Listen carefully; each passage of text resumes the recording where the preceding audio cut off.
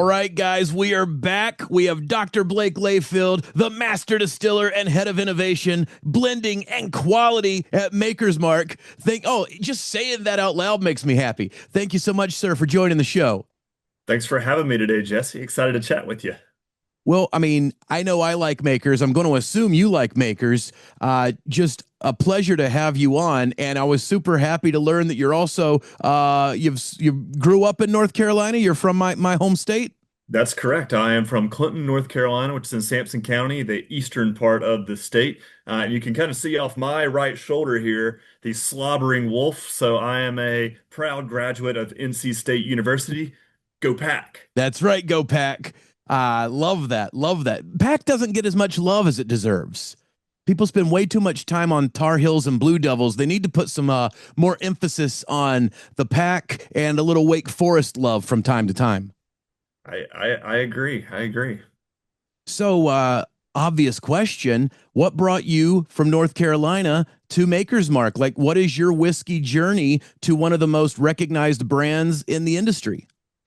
Yeah, so for me, I grew up with a mom who's an absolutely amazing cook. Think of your traditional Southern cook, just great at making biscuits and breakfast items and everything in between. Chopped barbecue. I didn't even realize that hot dogs weren't red until I went to college. There's bright leafs in Eastern North Carolina. It is a very unique thing from where I'm from, but I just love how you think about flavor, and flavor is really intertwined with your memories. So to dive into that curiosity, I pursued a PhD in food science from NC State University, where I learned the ins and outs of how flavors are built from the ground up, the chemistry, the engineering, the microbiology, all the way to that final sensory experience. And now I get to apply that passion in a really fun way as Master Distiller and Head of Innovation Blending at Maker's Mark, where every day I get to lead a super creative team and dreaming up new products and experiences while also ensuring the quality of our existing whiskey. So it's a lot of fun and a privilege to contribute to such an iconic brand. And you tapped on something right there. When you're building the parallels between food and spirits, that same methodology that you use when you're building that recipe and getting a meal ready, you have to consider so many of those same things when you're putting a whiskey together. How do you build the perfect whiskey? A lot of people put makers up there with, like, if not their absolute favorite, in their top five of whiskeys in the market. How do you handle that responsibility of consistency and innovation at the same time? Yeah, I think the job of master distiller is really unique in that sense because it really does have two somewhat opposing focus areas. The first is being a protector, a steward of the past. So we spend a lot of time making sure that we're protecting the incredible history and heritage that made Maker's Mark what it is today. And that's a big part of the job. But we also have to be very willing to look forward because we have to be the ones that push the industry, ourselves, and the brand into the future. And that means we have to be willing to rethink things, to learn from the past, but ultimately create products and experiences that are fun and exciting, that excite and bring spark and creativity to what bourbon is. Because at the end of the day, that's how we keep people engaged and ensure that the industry continues to thrive. 1,000%. Very well said. And you are coming from the Maker's Mark lineage. And, you'd be remiss if you didn't mention Bill, who has been, one of the main proponents of that forever. Like when Makers went from only producing the single offering to, like, wasn't Bill's edition the first addition to the series of what you guys produce in its history from there till now? That's correct. So from 1953 all the way to 2010, we only made one product, and that was Maker's Mark Classic, the product that we know and love that really created the craft distilling movement and really redefined where bourbon was from a positioning standpoint. And in 2010, Bill was approaching retirement and handing the business off to his son, our current managing director, eighth generation whiskey maker, and my boss, Rob Samuels. And he had this thought in his mind where he and Rob were at an event, and you and I both know Bill a little bit. And I'll say this one thing about Bill is he is a masterful storyteller. And one quote that he loves to say is, "Don't let the facts get in the way of a good story." That's So right. I'm going to tell you the two stories that I heard, and I'll let you guess, Jesse, which one's the BS. The first one is that he and Rob were at an event, and Rob talked about Maker's Mark for over an hour, and he didn't mention Bill once. So that makes you really think, what was my legacy on the brand? The second story, and this one I heard directly from Bill, is he said, "Blake, I had a dream. And in that dream, I walked through a graveyard and I came upon a tombstone. And as I wiped away this decrepit, unkept, unloved tombstone, it says, 'Here lies Bill Samuels Jr. He didn't fuck it up.'" And that one I particularly like because either way, he didn't want his legacy to be that he just made his dad's whiskey, that That's he right. wanted it to, he pushed the brand forward. And really his legacy is he globalized the brand. He really brought it out of Kentucky and made it an icon, not only in the US, but really across the world. But did he create something new and novel? And that's when he created Maker's Mark 46. And he did a really interesting thing where he actually set the guardrails for what innovation really means to Maker's Mark to this day. What he told his team is, "I want to make my perfect version of Maker's Mark with a taste vision just like my dad did." His dad had a taste vision for Maker's Mark that it'd be warm, inviting, approachable, pleasant, something you didn't have to work to like, that married substance and style. And he had a taste vision to make a version of Maker's Mark that was yummy, Maker's Mark on steroids, and that had a long finish with no bitter aftertaste.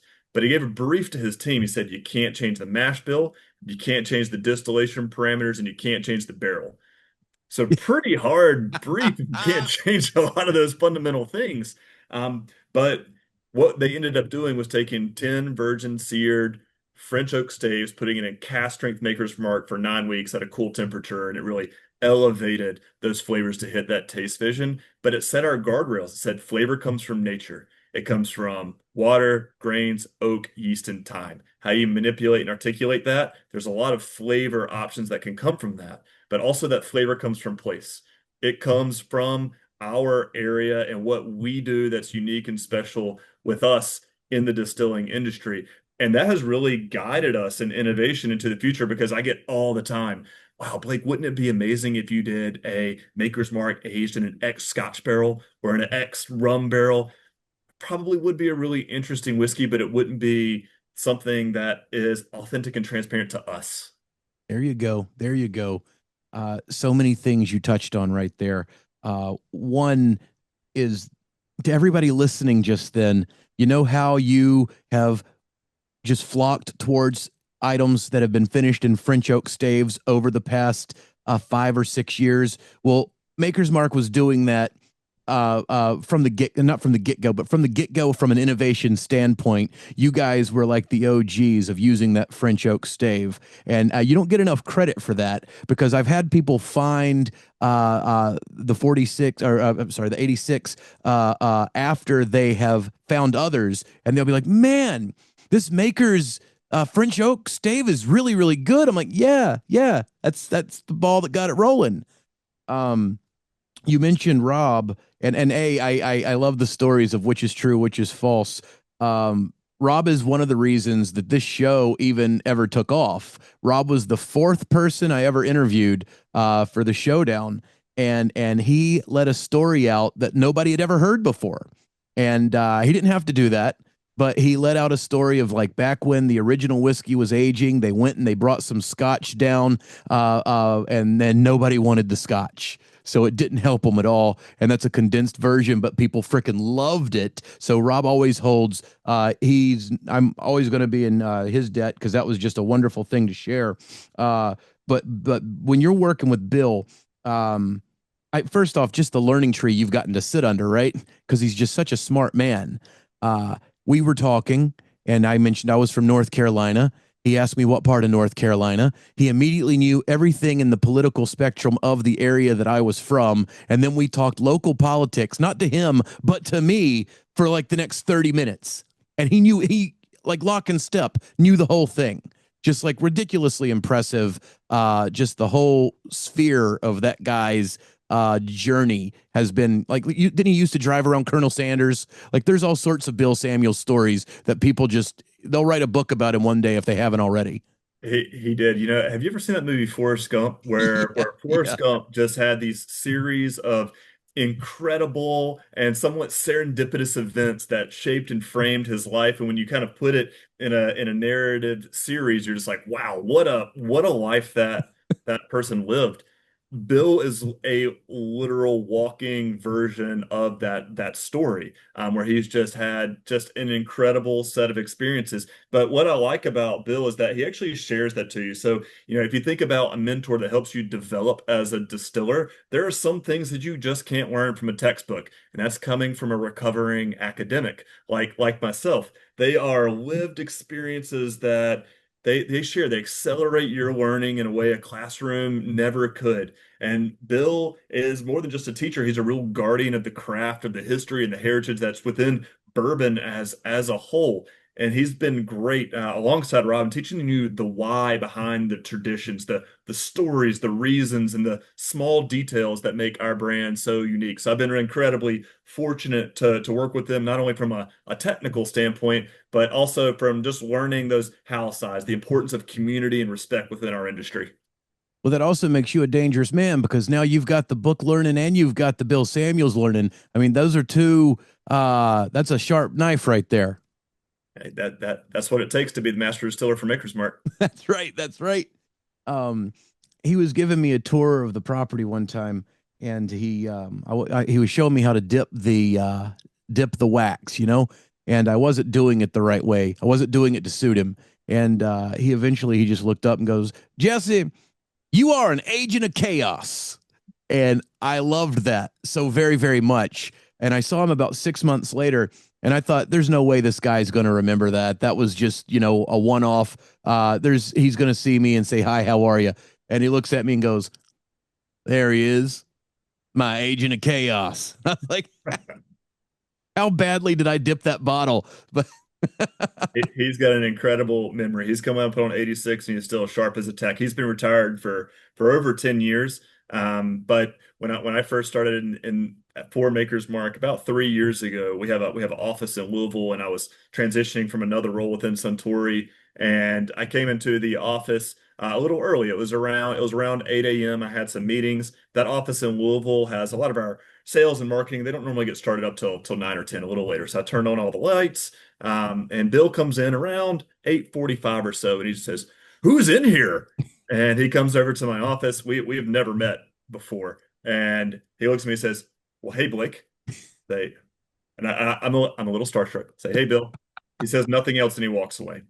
I come in the next day at 8 o'clock. I have another meeting at the same time. All the lights are on. The coffee is made, and Bill's light in his office is on. And I'm like, wow, Bill's getting started early. Remember, he's been retired now for 8+ years.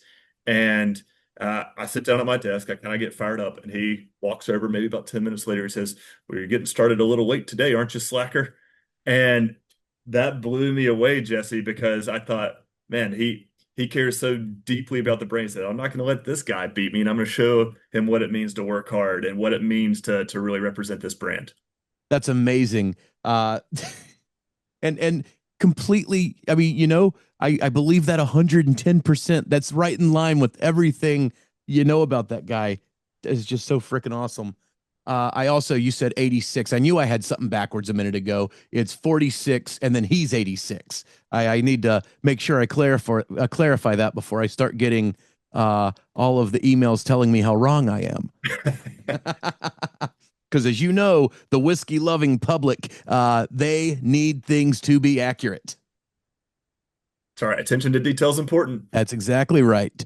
So is the innovation, which you are in charge of. Starting with that, how have you grown it? Because there are so many things Makers has in the market right now, and here's the tight wire that you walk. The You can go too far and you can put out too much. You can go in too many different directions. You talked about that a minute ago. You can go rum, you can go tequila finish, you can go literally anything that's ever been in a barrel. You can make a whiskey finished in that right now, and somebody will market it for you. How do you figure out where the innovation is going to lie? And how do you figure out what you want Maker's Mark to be a part of when it comes to that innovation? Yeah, I think when you think about balancing innovation with tradition is kind of where you're getting out there. And I think that's kind of a continuous conversation for us.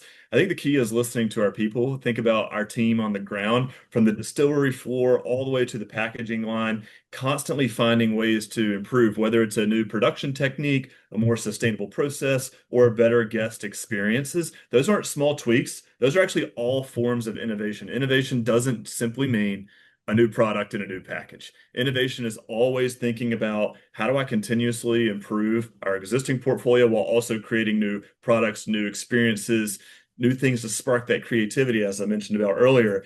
And because these ideas come from the people who live and breathe our traditions every day, they're always in perfect harmony with our heritage. So it's a really organic process, and that's how we ensure that we're not just creating things for the sake of it, just to try to meet a fleeting consumer demand, but we're doing things the way that are really authentic to Maker's Mark and sustainable, meaning great for the environment, yes, but also that they will be in the market for a long period of time, that it's a product that'll stick around for a long period of time. So since I've joined it, you've seen the release of Cellar Aged, and you've also seen our first ever new mash bills with Star Hill Farm whiskey. So a lot of really interesting and fun things coming out.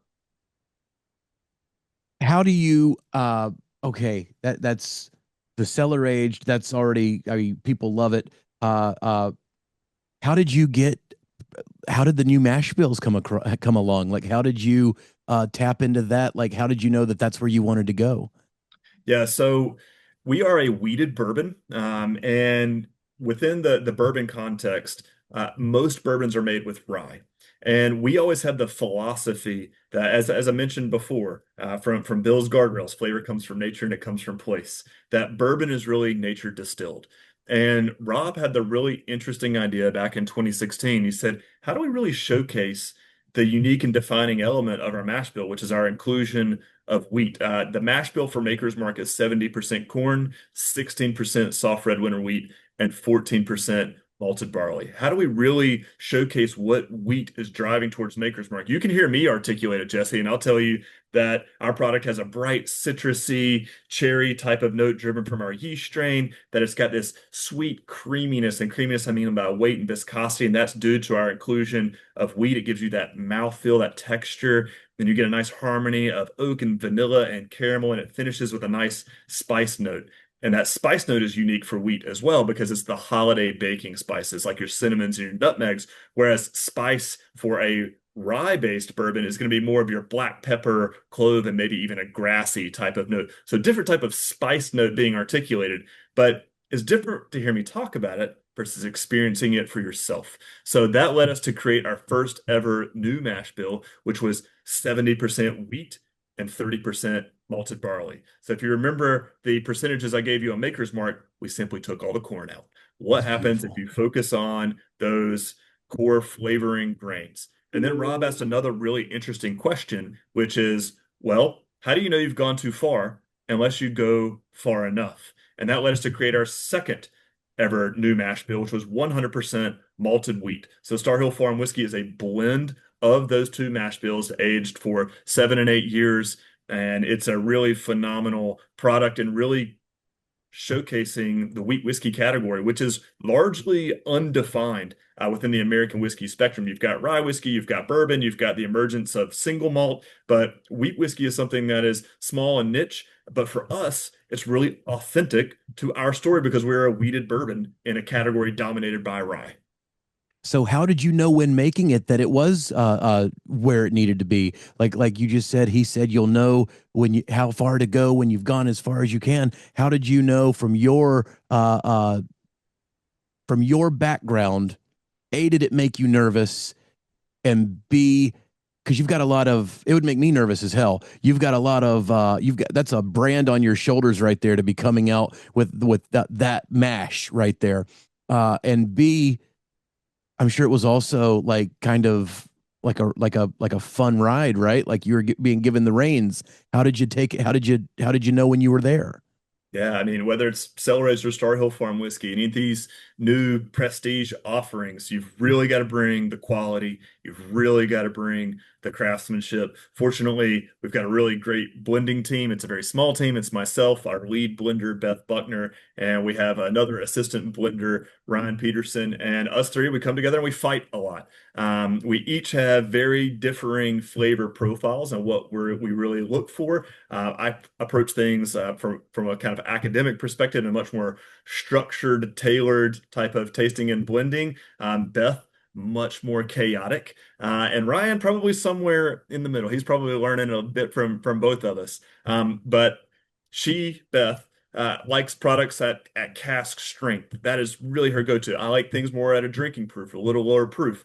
I drink my coffee black. She drinks her coffee with 99% creamer in it. So we have differing flavor profiles, but when we find something that fits for the both of us, for all three of us, then we know it's going to be a really great product. And the nice thing about Maker's Mark is everything is aged to taste. When does the whiskey taste best? When does it have the right harmony between all of the elements? When you get the character of the yeast, the grains, and the oak, but there's not one thing that's really dominating or overtaking the flavor profile, and we're guided by that taste vision. So that allows us to execute brilliantly within Maker's Mark.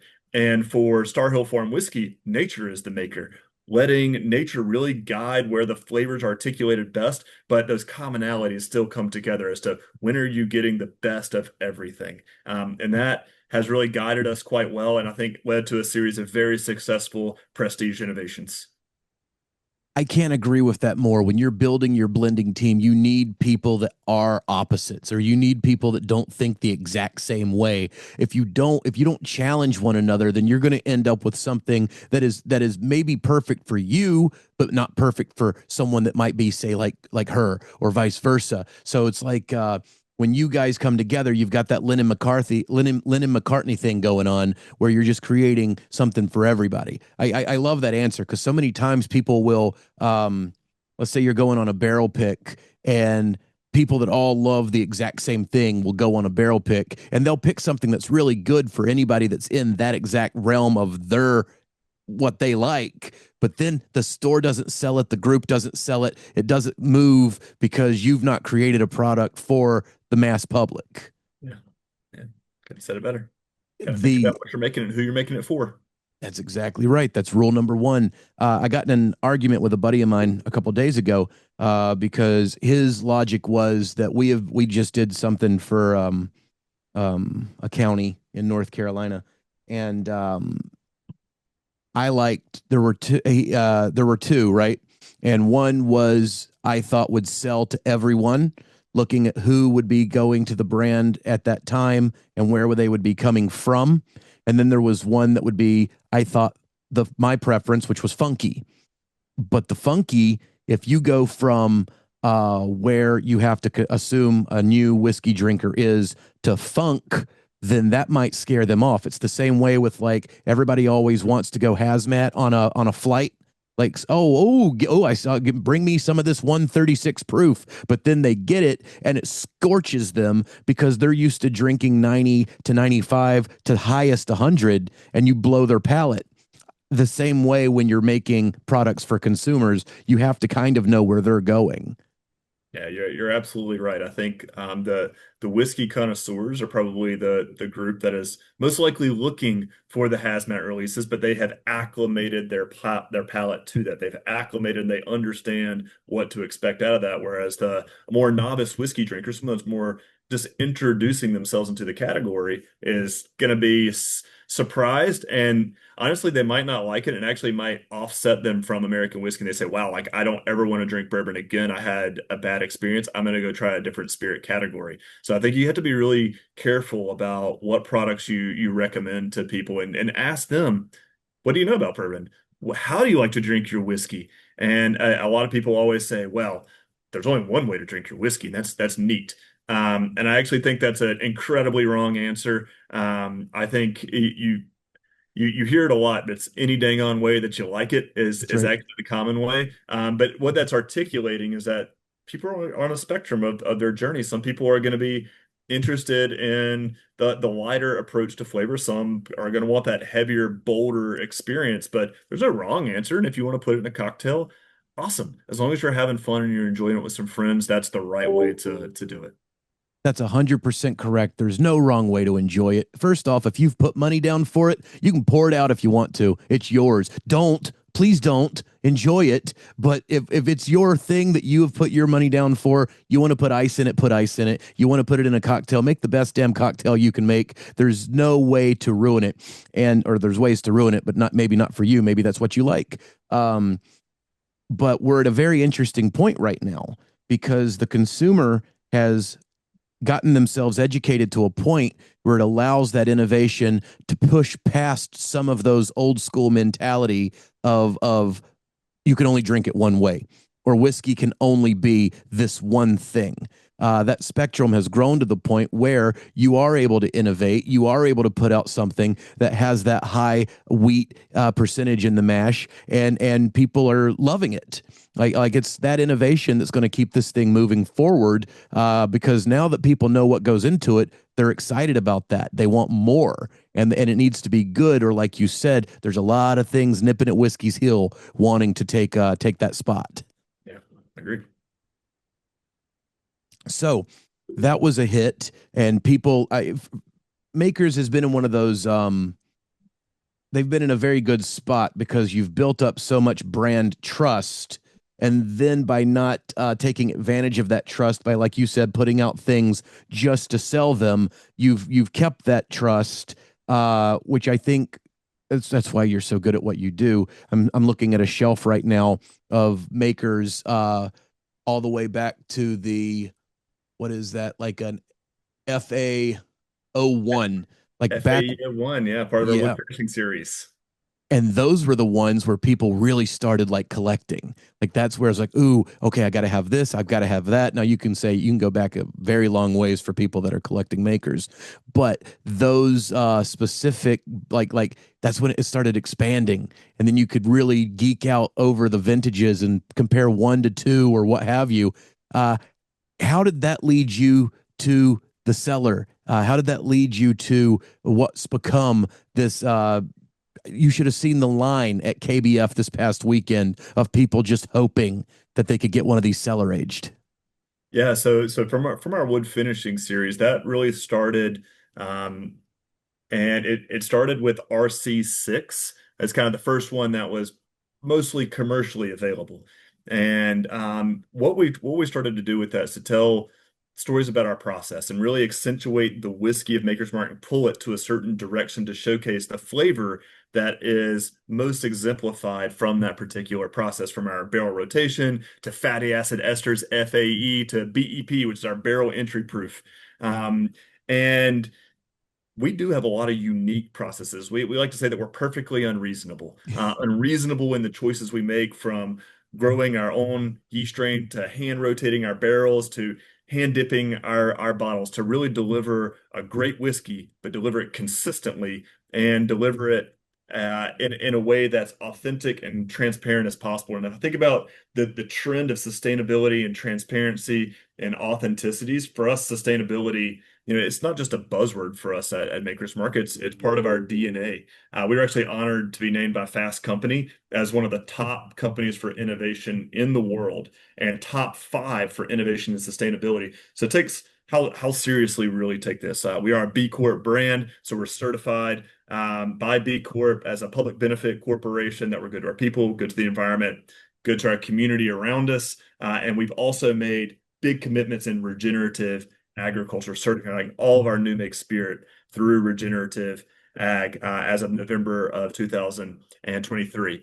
But as part of that sustainability and transparency and authenticity, we actually tell people how we make Maker's Mark. And for many years, we tell people we're aged to taste.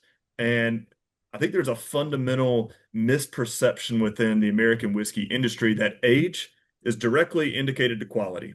So, meaning if it's older, it must be better. And I like to think about age like I think about people. You probably know some people that are quite old, but that are quite immature. So for us, older makers doesn't mean better makers. There's a reason that we age to taste. Now, I do think we owe a little definition and context on that. What age to taste means to us is that we enter into the barrel at 110 proof or 55% alcohol by volume. That is lower than the industry norm of 125 proof. That gets us a sweeter extraction from the barrel. We only use rick barrels, meaning they're all on their side, like you would imagine in your head. Most of the industry is kind of converting into palletized. It ages differently, no right or wrong, just different. And we hand rotate our barrels to ensure consistency of maturing inventory, and we age for between 6 and 8 years. And you might say, all right, well, so why do you age up to 8 years? Why not go further? Well, right around 8 to 8.5 years, the oak starts to dominate. Remember, in American whiskey and in bourbon specifically, we use virgin charred oak. And what happens with virgin charred oak in our really dynamic climate in Kentucky, which ranges from 0 degrees Celsius to all the way up to 40 degrees Celsius, is you're going to see a lot of extraction from that oak. And over time, especially extended periods of time, that oak can start to dominate the flavor profile. And when it starts to dominate the flavor profile, it reads as astringent and bitter on the palate. And remember what our founder's taste vision was: to make a product that's warm, it's inviting, it's approachable, that you don't have to work to like. What is the flavor profile you have to acclimate yourself to, that you have to work to like? Its astringency and its bitterness. It's something you acclimate. Just like I said, I drink black coffee. I probably started off, I can't remember, but I probably started off with a lot of creamer and I worked my way down to black. That's something you have to work to like, but that is not the defining characteristic of what I would call a good bourbon. It needs to have the right harmony between all of the elements. So we did not make a older version of Maker's Mark because it simply fell out of our house style. Not to say it's a bad whiskey, it just doesn't match our founder's taste vision. So for many years, people cried and whined and sent letters about, why can't I get an older age stated Maker's Mark? But it wasn't until 2016 when we needed to make more Maker's Mark 46. And remember, Maker's Mark 46 relies on a cool temperature. We were only able to make it during the winter. We did the most Kentucky thing, and we put dynamite into the side of a hill, and we blew it up, and we made a LEED Energy certified cellar that holds a consistent temperature of 10 degrees Celsius or less. That's an important temperature range because it's also right about the same temperature as you see in Scotland maturation environments, which is also right around 10 degrees Celsius pretty much year round. So that cooler maturation. So we said, what would happen if you took fully matured Maker's Mark in a traditional warehouse and you put it into the cellar? And over the years, we found that it makes a really beautiful product because it slows down some of those additive reactions from the cask, where it's pulling out those tannins, which lead to astringency, but it allows oxidation to really continue to occur. And it makes a spirit that's really rich, deep, and complex, but without that bitterness. And that's Maker's Mark Cellar Aged. Wow. That is like 100,000 things hitting your head at the same time. A lot of people, especially when they're looking at the blends, you just said that they're gravitating to, I want this 18, I want this, I think a 21 was just released, et cetera, et cetera. Some of my favorite things of recent memory have been that perfect blend of, yeah, it's got a little bit of this, a little bit of high in there, a little bit of low. It's got it to where you get the fruit notes from the younger. You've got a larger portion of it in that 8-year range, like you just said, that perfect, just melt in your mouth whiskey flavor, and then throw some oak in it to create like that full dynamic. But to your point, it's not just an old salty dog or a young naive kid. It is that combination of personality and age and that the youthfulness going in to create that final thing. With this right here, it's also, you mentioned Scotland, to age in cellars is also, I mean, it's a well practiced, like it's a very European practice that might be new to us, but people have been perfecting this art for a while, right? Yeah. They've been doing it for a little while longer than us. And just like we borrowed a technique with the stave finishing from the wine industry, borrowing a technique from Scotland with the cellar finishing. That's right. Now, when it is at that lower, explain to me and to everybody else, when it is at that lower temperature, I know everybody is aware that, a hotter temperature, you will get, it'll contract and, expand and it'll contract. And that is the way a lot of people understand it when it comes to the absorption, and you just mentioned filtering out some things. How does the lower temperature handle that? Like I understand that it'll age at a slower rate, but does it also filter at that slower rate? Like what's some of the chemistry behind that?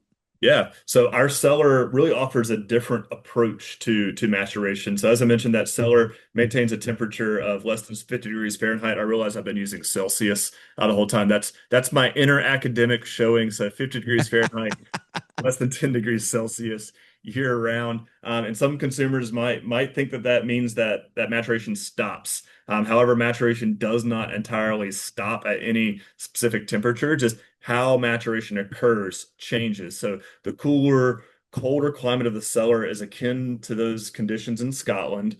And the whiskey continues to mature, but the rate of flavor extraction or addition from the wood is reduced. So the biggest reaction here is going to be that oxidation reaction versus the additive reaction that you're going to get in a more traditional maturation warehouse. And oxidation, this is I'm geeking out on you a little bit from a Yes, technical please. Yes, standpoint, please. but oxidation is a crucial factor in the maturation of bourbon within the cask. It contributes significantly to the development of the spirit's complex flavor profile, whereby some of the original flavors are lost, but this enables the development of new flavors and aromas. So think about that as complexity and depth, resulting from flavors that think about esters that are already existing. They're going to be transformed. That's those fruity floral notes, your apples, your berries, your pears, your aldehydes. That's your nutty, buttery, spicy notes and caramelization. So think of sweet, toffee-like flavors.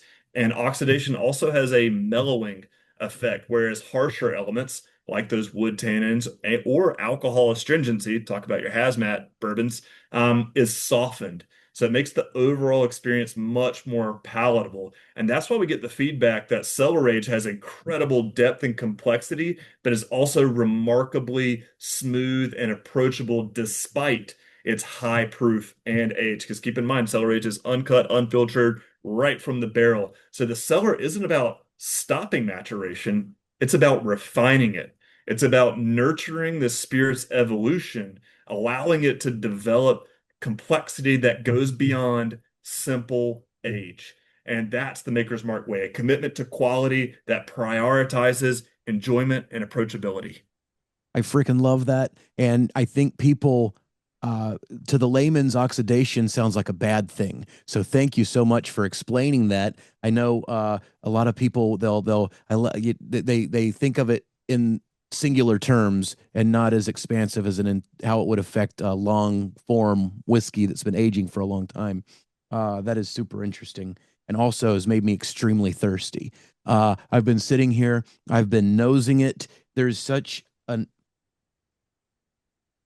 nuanced maker's nose to this. Like, makers, you love makers. It's got a nose that is, you can blind to makers and pick it out of a lineup because it's that consistency that you're talking about. So when you start there and then you go into the depth of this nose and you can pick out everything from brown sugar to like freaking raspberry, like there's a lot going on just off the top of this. Yeah, ton of complexity, and amongst our blending team, we like to think about tasting maybe a little differently than the way I hear it articulated commonly. Commonly, you'll hear people tell you really specific character notes, and what I mean by that is, don't you get the oak and the vanilla and the caramel? Those are really specific, actually, to your background, your experiences. Like if I say, do you taste the marzipan? And you've never had marzipan, that doesn't resonate with you at all. And it actually might be off-putting because you think like, wow, I don't know how to taste this. This product isn't for me. We actually those are important. But we actually like to think about it as the essence of a spirit. So when you go to smell it, does it have intensity and velocity? Like, does it jump out of the glass, or do you have to like bury your nose down in it to find it? Does it have complexity and richness? Like, does it have layers of flavor to it, or is it somewhat singular? And then as you go to taste, does the flavor match what's in the aroma, or is it disaggregated? We just mentioned some of those older American whiskeys can be quite astringent and tannic. Well, commonly you'll find the nose on those are unreal, beautiful, beautiful noses. But when you go to taste it, it's actually not so beautiful. It's actually quite singular because all you get is oak. You don't get that complexity, but the thing is dominated by a very singular note, which I think is kind of boring. And then on the back end, it's really astringent and drying. You almost want to drink some water to get it out of your mouth, which I don't think is a very pleasant and approachable experience. Like you don't want to have to chase something out of your mouth. So that's what we think of as the essence of the spirit. So when I go to nose this, it's really vibrant to me on the top of the aroma. Vibrant in terms of you're getting a ton of different notes. For me, it reads as really dark brown sugar. And I mentioned we have a proprietary yeast strain in it, and it typically articulates a Maker's Mark Classic as a citrusy cherry, like a fresh picked cherry. But for this, due to those oxidation reactions, it's going real like baked apple to me on this particular one. And I love it because it keeps opening up the more you get it. And those berry notes really do go fall on you as Yeah, you sit with it. yeah. And those, you get it at the top. And to your point, it makes it an interesting. I love nosing. I absolutely love nosing a whiskey. And it's for what you just said in terms of does it match when you get into the glass. So I'll sit and nose something for like a good 30 minutes and just see that evolution between you just opened and you're getting a certain thing. And then does it develop or does it stay there? Is it the Yeah. difference between the alcohol lifting, or is it there actually enough going on in the glass that once you get to the tasting, you've really given it a full sensory before you dive in? Yeah, I love that. Cheers. Very good Cheers. talking to you. Yeah, you as well.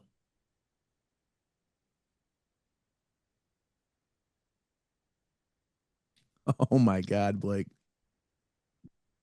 This is why you guys had a line that went all the way down the road and around the corner at the Kentucky Bourbon Festival. That's the reaction I'm looking for, Jesse. That's so good. It just deepened my voice. Did you hear that? I did. Yeah, I mean, for me on the flavor, I just had a sip of this, and just really robust, but balanced. I get a ton of creamy fudge, some toasted almonds, and that fruit note is almost like a really ripe dark cherry type of note, but really viscous. I mentioned we're a wheated mash bill, and that causes that viscosity, that coating. You really feel that, so it coats your mouth with butterscotch and orange zest and those soft baking spices I mentioned, really on the palate, but incredibly approachable for it having a blend of 11, 13, and 14-year-old whiskeys and coming in at 56.45% alcohol by volume or 112.9 proof. I think my favorite part about this, and you do the full story, right? Like first sip, second sip, third sip. You get something different with every interaction with it. And it's not hitting the mid palate. It's almost hitting right behind the mid palate before it goes to the back. And then you get a 1-2 punch of mid and sugar at the front. Yeah. And none of it is, to your point, none of it's taking over. It's not drying your mouth out. It's actually doing that exact opposite thing where it's making you salivate. Like it's actually your body is telling you you want to drink more instead of, like you were saying a moment ago, telling you that you need to get rid of this.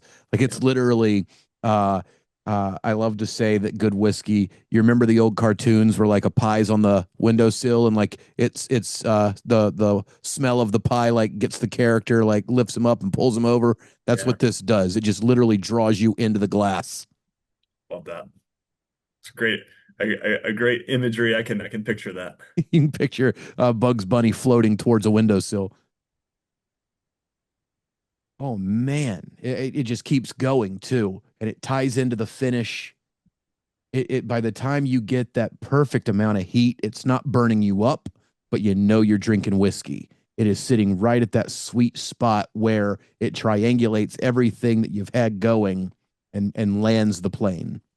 Yeah, what I like about it, it's been about a minute now since I had my last sip of this, but I can still taste it within my mouth. So it has good intensity of flavor even for a long duration of time. So that's like a very long, that's what we would call a long finish, but in a way that's really desirable. But while the finish is finishing, you're still getting the remnants dancing a little bit. Like the sugar is not so overbearing that it's drying out the tip of your tongue. It's more like pop rocking on the tip of the tongue and giving you just that hint of the fading sugar that is still working with the rest of your palate. It is a gorgeous freaking pour. Thanks, Jesse. We had a good time making it. I can only imagine. And I mean, you kind of have the keys to the best playground in the world. Like you're not having. Do you ever like?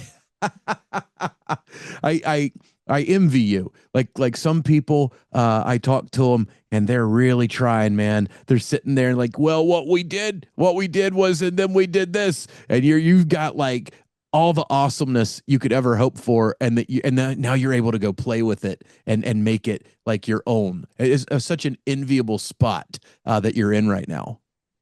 Yeah, it's such a great one because there's such a large legacy at Maker's Mark. I think of my role as the guardian has of what has been built by so many before me. Think about the contributions from the Samuels family, but all those master blenders and distillers that came before me. So remember, I'm getting to use some of the inventory that they laid down. And I just hope to create whiskeys that are worthy of that tradition and leave behind great spirits, not only that honor our past, but provide a strong foundation for whoever is the next master blender or distiller that'll continue to take this brand to new heights. Well said, sir. Well said. And the beauty of your background is you have that respect for what has gone into those barrels. Like you know what they've gone through to get it where it is, and you can tell that you don't take that lightly in the task at hand of taking it to that next level. Seems like you are the perfect man for the job. Yeah, well, thank you. It's an honor to work on this brand, and I've just got a great team with me. Well, you guys have been doing it up proper, just hit after hit. What? Oh, and I can't let you leave without talking about the distillery. If you guys have never been to Maker's Mark, you need to go. Like you were talking about sustainability, down to the honey that's produced on the grounds, down to the compost heap where you've got organic mushrooms growing from. I mean, it's amazing the level of detail that has gone into that distillery, and as Rob keeps it growing, like Rob's always innovating and doing something there that just makes it better. Yeah, just to build on that point, I think that there's over 80 distilleries within Kentucky. We've seen the real napification of the Kentucky Bourbon Tour, Kentucky Bourbon Trail, and I think that all of them offer one experience in common, which is come learn about our production technique, learn how we make our bourbon. And I do think that's really interesting. That's probably our most popular tour as well. But for us, we also think about having a diversity of experiences for people to come to Maker's Mark. So you can come and do culinary and cocktail. You can come and do an art tour. We actually have Dale Chihuly exhibit on campus right now, all the way through early December, which is absolutely stunning. You have agritourism, where you can walk through our wheat field, walk through our livestock pastures, go visit the mother oak and the world's largest American oak tree farm. And you can also learn how to make bourbon.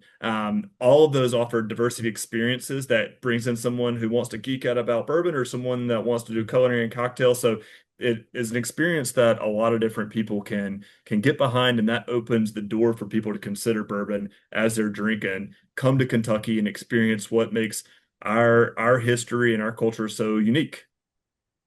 At the beginning of the birth of the trail, I love the story that Bill tells where he's like he understood that it needed everybody. Like you needed to have those different experiences so that you could attract different consumers for different reasons. And like almost a 70s mafia movie, he brings the families together and he's like, we're all going to do well if we can do this together. And just the insight that it took to have that forward thinking of it, and then to also understand the consumer so well as to do what you just said and create an experience. And that's where Rob has really dove in and expanded, is every consumer at this stage of the whiskey game. There's something for everybody. And you better be ready to have something for everybody, because if you don't and it's not consistent with your brand, they'll find some. It's like TV, right? If your next season doesn't come on of whatever you're watching, you're going to start watching something else. So when when you come to Maker's Mark, you do have the ability to experience whatever your jam is and experience it well. That's right. But if you dip the wax, do it the right way, or you might also become an agent of chaos.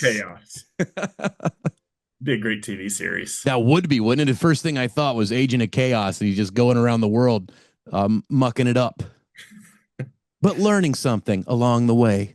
Yeah. Jesus Gotta be Christ. family friendly. My daughter has found my phone and all the things.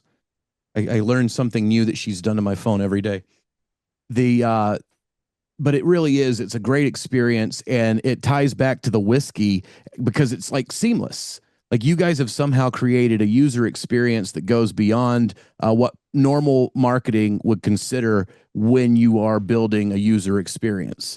And I think that expansion, it just goes back to what you guys have been doing ever since that first article went into the Wall Street Journal, which is cultivating an audience that's beyond what you thought you had by growing continuously to create new, even outside of what the regular bourbon experience should or could be.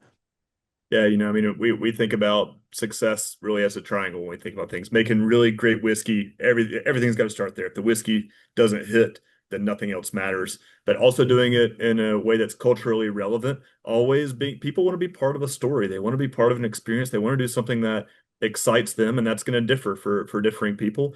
And then thinking about sustainability in terms of its environmental impact. We want to be here for the long term, but the long term in terms of both the environment, but also the stories that we tell, the products that we make, like products that aren't a flash in the pan. If you hit all three of those triangles around great quality, great cultural impact, and sustainability, both environmentally and long-term thinking, then you've got a pretty successful product and a pretty successful brand. Very well said. This is an absolutely stellar bottle of whiskey. People are going to find it, but let's still tell them where they can find it. If you're lucky enough to, you can literally, I was in Belize earlier this year, and guess what I could find? Maker's Mark. We went scuba diving in Bonaire. Guess what? Only American whiskey I could find? Maker's Mark. It's literally everywhere, everywhere you want to be. 80s marketing 101 right there. But if they're looking for this bad boy right here, they're probably going to have to cultivate a relationship or two with a liquor store owner or a good friend that might know somebody that knows somebody, because this guy is not going to be around very long. Yeah, so Maker's Mark Cellar Aged 2025, the release, the product that we're talking about today will be available for a suggested retail price of $174.99 in the United States beginning on September 15th. And it will be in select international markets and global travel retail accounts in the coming weeks.